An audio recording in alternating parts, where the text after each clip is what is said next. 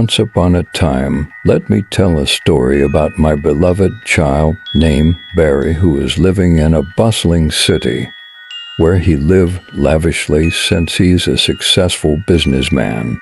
The life Barry lived may be appealing to others, and he was coveted by many, even his closest friends. Barry was not naive with his opportunistic friends and does comprehend his life seemed meaningless and in a constant pointless cycle. Barry felt the shallowness of life and harbored within his heart an inexplicable emptiness. He spent his days chasing wealth and recognition, but fulfillment eluded him. In desperation, almost taking his own life by overdosing himself with drugs, he cried and shouted, "God, if you are there, please help me."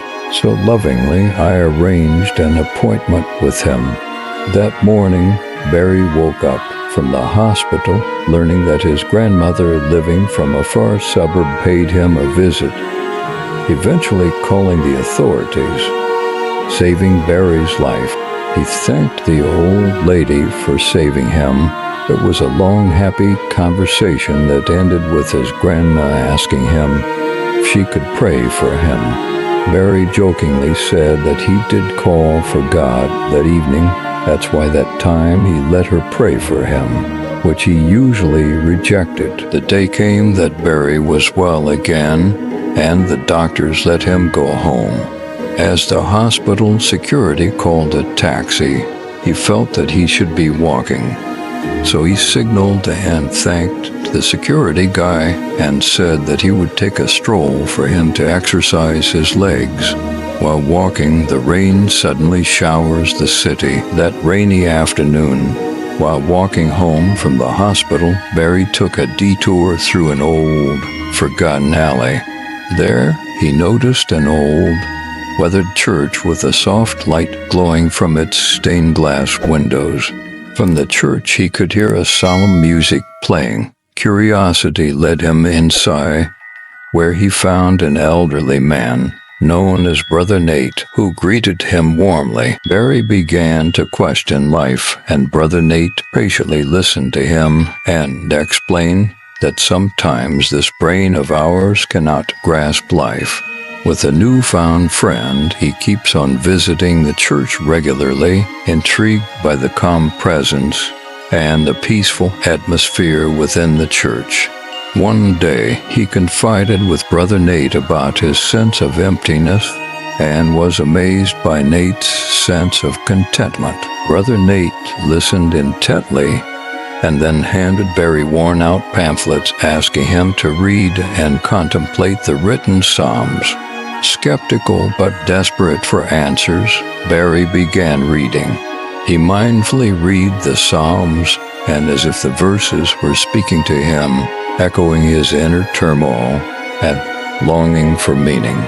Over time, Barry felt a profound sense of peace and clarity.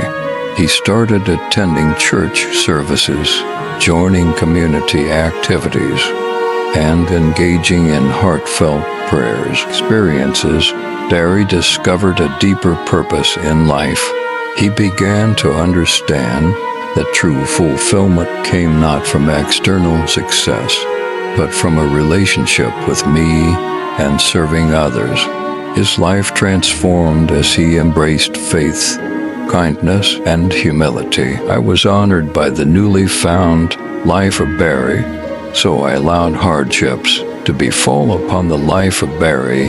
His business almost became bankrupt, and his influential friends, whom he used to hang out with, looked down on him. But Barry has developed the habit of calling God, and so he begged with me to spare his life. Barry's journey from a restless businessman to a man of faith inspired many around him.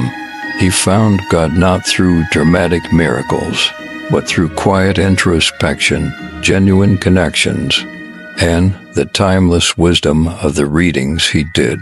In finding God, Barry finally filled the emptiness within, living a life of purpose and peace.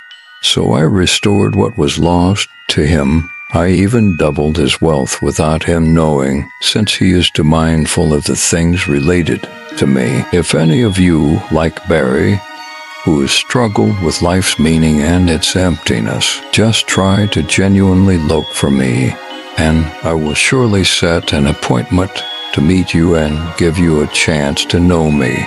Just be patient and look forward to the appointed day. Don't let doubt drag you down. Oftentimes your human inclinations have pushed you away from your divine meeting with the Almighty. But I am patient, lovingly await, and ready to light the old alley for you.